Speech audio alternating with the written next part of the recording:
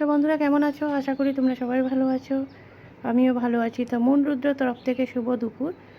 তো কালকে তো তোমাদেরকে আগেই শেয়ার করেছি যে ঠাকুরের মন্দিরে কালকে ওখানে খাওয়া দাওয়া হয়েছে, বৈষ্ণবরা রান্না করেছে। তো যা রান্না ছিল সবই ফ্রিজে ছিল, সব কিছু গরম করেছি। আজকে সেমন একটা কিছু রান্না করিনি, না করিনি বললেই চলে। তো চলো আজ খাবারের আইটেমের মধ্যে কি কি রয়েছে তোমাদের সাথে শেয়ার করি। চলো আমার সাথে। আর এই দেখো, প্যান্ডেলটা এখনও খোলা হয়নি, আর খুব গরম লাগছে আজকে, প্রচণ্ড পরিমাণে গরম। এই কিছুক্ষণ পরে আবার আমি পড়াতে বেরিয়ে যাব।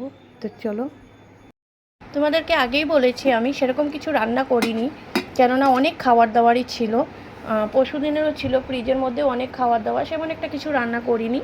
তো চলো আজকে লাঞ্চের মধ্যে কি কি রয়েছে, দুপুরে খাবারের মধ্যে কি কি রয়েছে সেগুলো তোমাদের সাথে শেয়ার করি। এই হচ্ছে ভাত,